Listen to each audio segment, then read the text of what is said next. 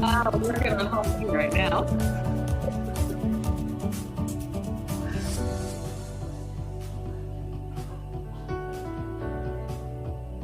What?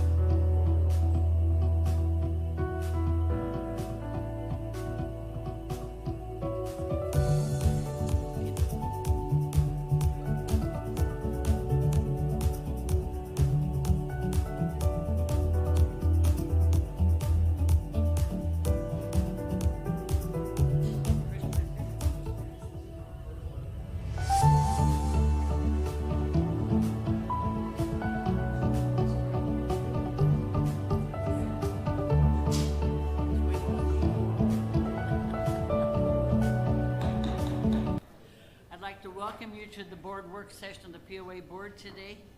And first item on the agenda is updated Trafalgar.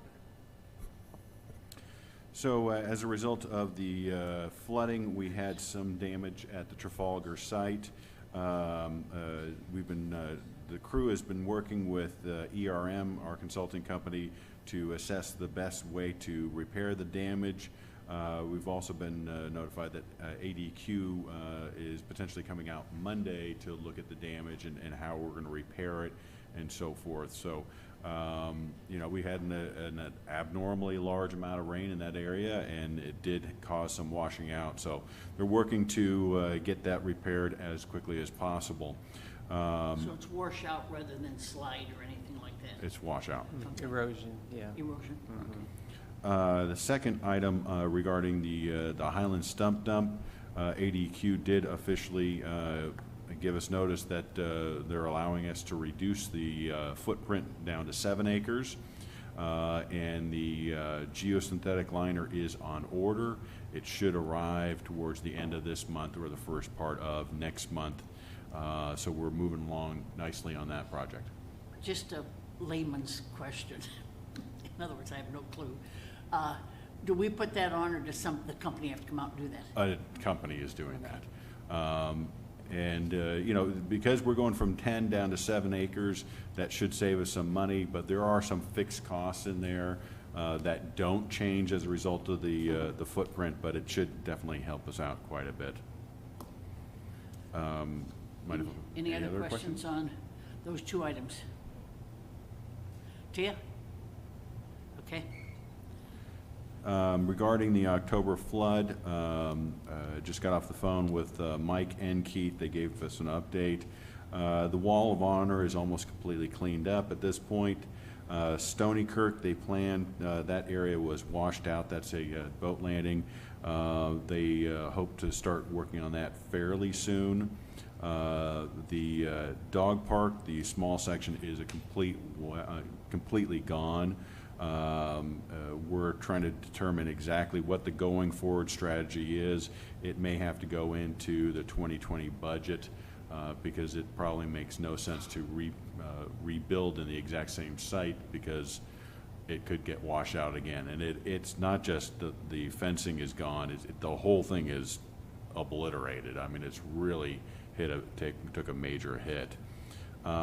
With regards to the golf courses, the following courses are open: Dogwood, Brittany, Highlands, Scottsdale, Back 9, Country Club Back 9 also, and Kingswood are all open. Keith anticipates that Country Club Front 9 will open this Saturday. Scottsdale Front 9 is going to take the longest. We're probably looking at least 3 more weeks until that area opens up because of the bridge damage and irrigation damage.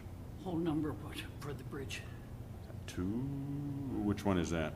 Is it 2? There are 2 locations. It's the number 2, Number 2. where you go across the bridge to the green. There's some major erosion around that that's going to have to be fixed. And then the second bridge on number 8, where you go and cross the creek from the landing area of the fairway for your second shot. That eroded on both ends on the downside, just like it always does. It always washes over and erodes from the downside. It undermined the far end, the green side end of the cart path. You know, there was this much washed out from under the path and exposed all the irrigation lines. Okay. So that one will very likely, that path will have to be destroyed and rebuilt on that end. The one at Country Club, where it goes under 340 under Lancashire, they've come up with a means of putting a temporary fix on that, primarily because of the fact that that road's going to get rebuilt one of these days anyway. We don't want to put a whole lot of money into something that's going to be torn out. So they came up with a plan to fix that. It'll be safe and usable, but it won't cost us as much money as having to do the other. The one at 8, it's just a matter of rebuilding that path on one end. You know, it costs some money, but it's still going to take some time. The contractor should be out there by Monday working on that, as I recall from Keith. At the country club, they're going to still use the under tunnel one and not reroute it? That's correct. Okay. We talked about rerouting it, and sometime back, here I'm rambling again, but sometime back when you have shotguns, people use that crossing at Dogwood, and I railed against that unless we put up signage, because there's too much liability with letting people go through there. Same issue as if we let people play now, because there's a lot of construction traffic going through there now, and not to mention the residents. So I'm glad that they came up with an alternative on that to not have to use that. It's awkward. It would have been awkward at best. Right. We should have be able to firm up some numbers by next week's meeting as to what the overall cost is going to be.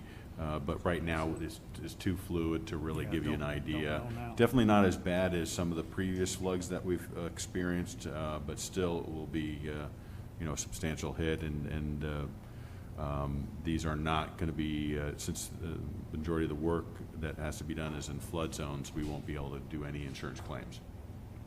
Okay. Any other questions on that one?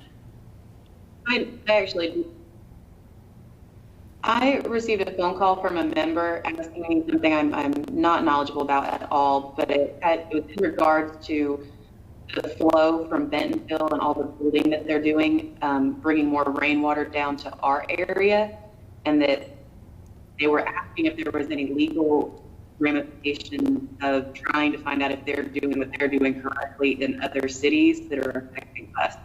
It was brought up by a member. I wanted to bring it up to you guys. I don't know an answer if anybody has looked into that. Okay. So we did look at that last year. David was on that committee and Jim was on that committee where we had the flood study done. What's interesting is if you look at this flood study, you can see a satellite image from, I think it's 97, and then they overlay that compared to 2017, so a 20-year difference. Now, the quality of the one from 97 is not a great quality of the satellite image because it's 20 years ago, but you can, and then what they did was they carved out what the watershed is, which is 85 square miles.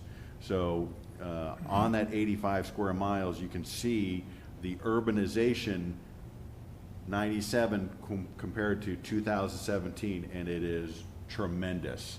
You know, and when you have rainwater falling on rooftops and sidewalks and parking lots as opposed to pasture lands, you have a problem.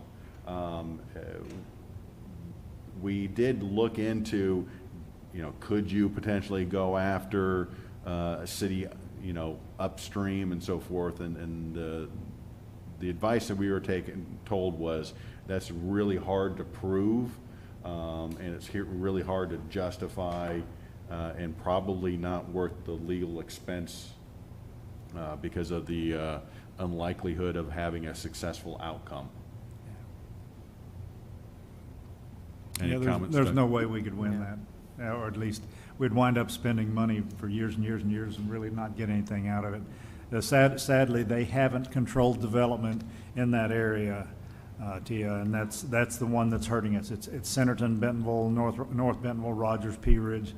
They haven't controlled it. They haven't put together the program so that post-event runoff doesn't exceed what the pre-event would have been. That was the criteria, always has been. You have to be able to hold back so much water.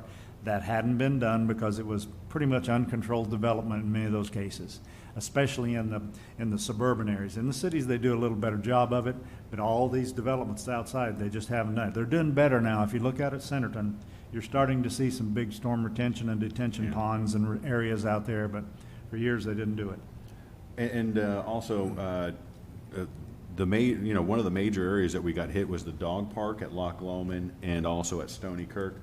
And those are not on the Little Sugar Creek watersheds, they're on the Gordon Hollow watershed.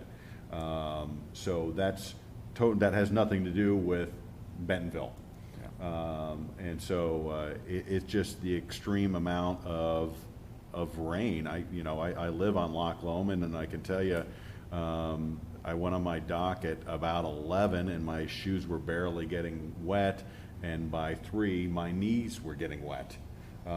That's a short amount of time to get that much additional water. It was a tremendous amount of water came down. That's the Gravette watershed area, Yeah. and they got about 12 inches of rain there. Okay. Yeah, I Update. appreciate that.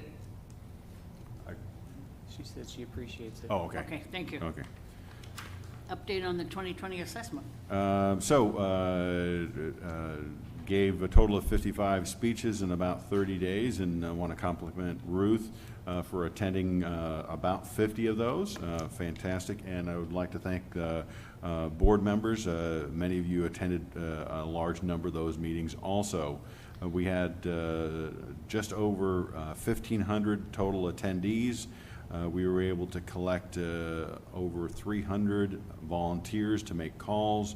The volunteers made approximately 16,000 calls. We should get the final number today, but as of Monday, it was 15,000, and so we had 2 additional days, and yesterday was a fairly busy day.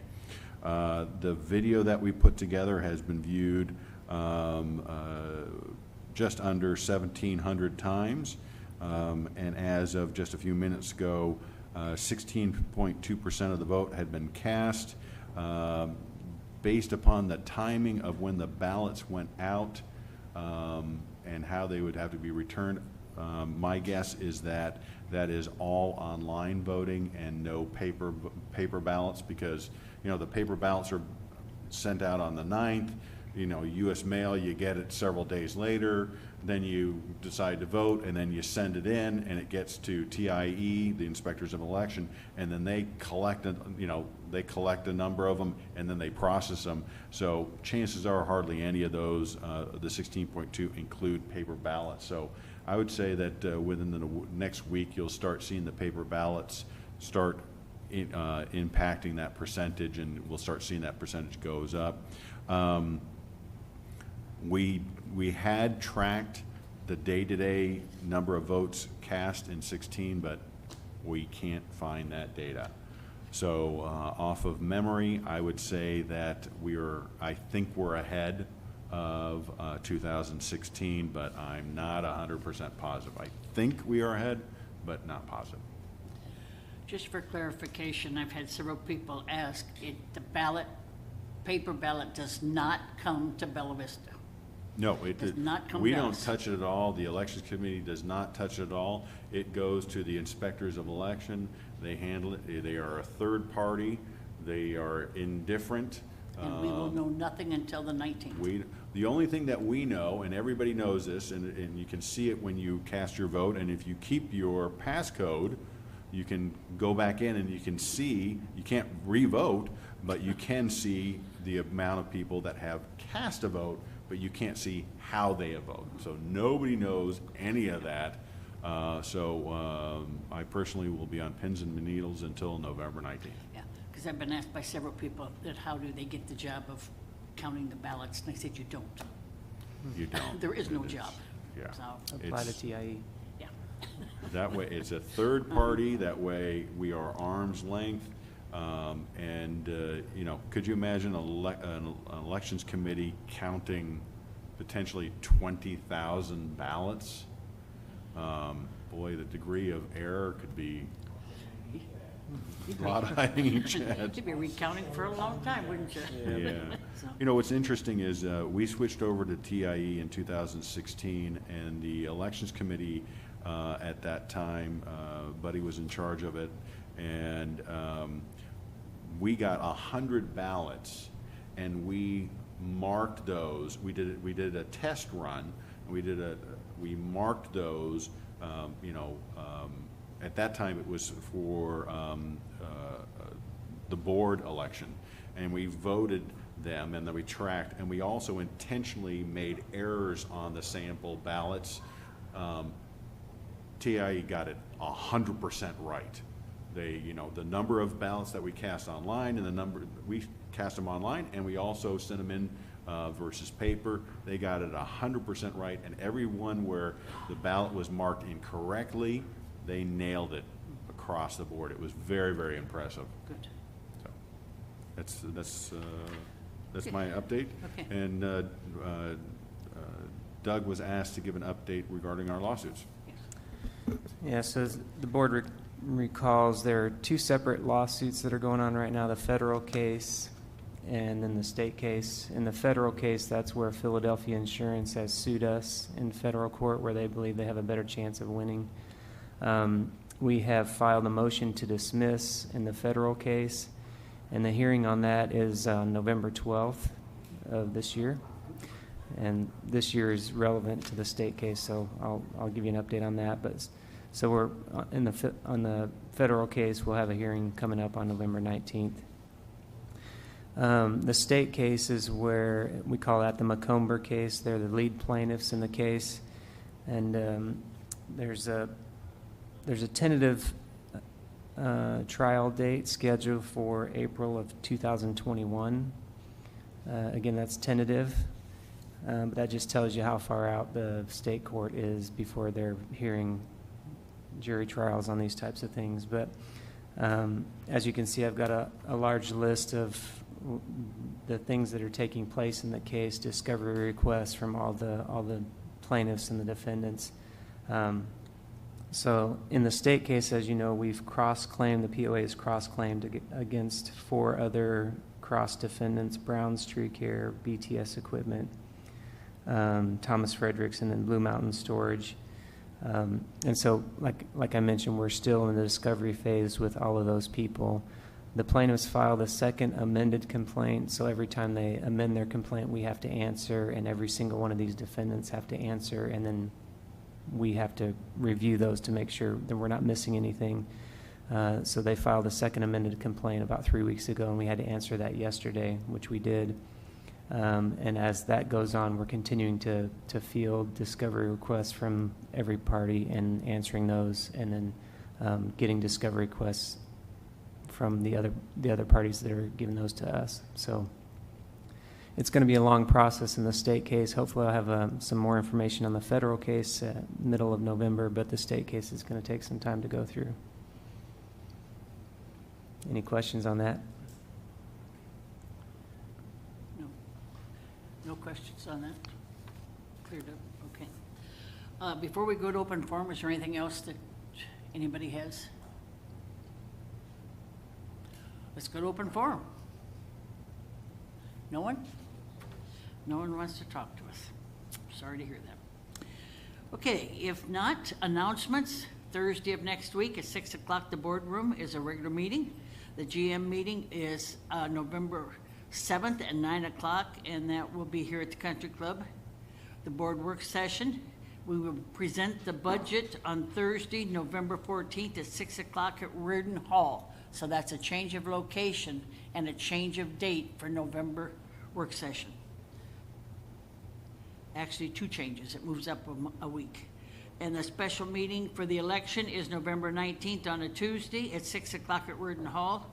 And then that Thursday, the 21st, is the regular board meeting for November. Nothing else for the good of the cause? We stand adjourned. We're sit adjourned.